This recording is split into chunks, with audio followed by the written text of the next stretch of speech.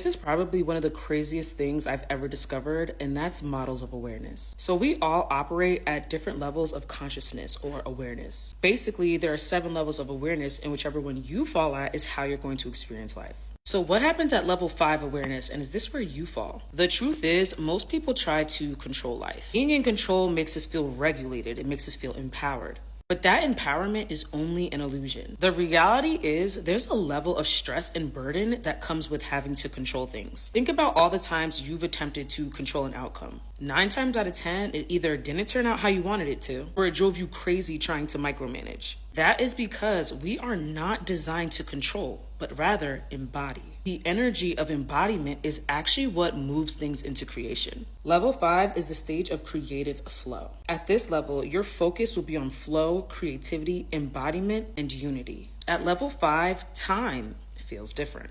You can easily lose your attachment to expectations and life's timelines because you're fully present. The future no longer makes you anxious, and what happened in the past can no longer make you depressed. You are right here, right now, always present.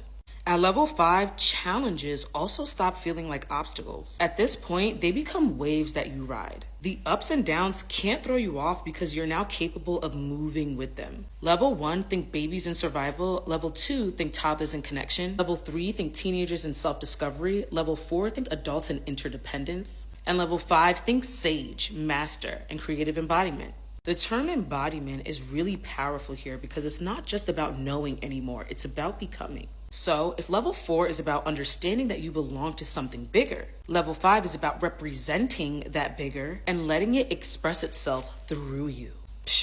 Basically, here it's like you have the potential to reflect God in every way, but are you going to do it? This is where it clicks that not only are you a part of the greater whole, but you are the whole, just expressed in a unique way. Creation itself is happening in real time through who we are being. At level 5, you're no longer just connecting or serving like at level 4, but now you become an influencer. And I'm not talking about social media. I mean, people gravitate towards you because you embody the source. So subconsciously, you remind them of the truth. The source. People connect deeply with that reminder because it helps them to remember themselves. You are now the channel through life, God's source, expresses itself. At level 5, finally creation and having our way is effortless. You don't put in too much work in anything, okay? Not because you're lazy, but because you are aligned. Since you embody the whole, your actions, choices, and ideas arise effortlessly from being in alignment with it, which then ultimately takes less work for you to create. You ever see those people that seem like they have everything but don't do anything? It looks like they don't lift a finger, yet everything unfolds for them effortlessly. When the world is crumbling, they're not moved. When there's a task that would be difficult for the average person to handle, they do it with ease. Yeah.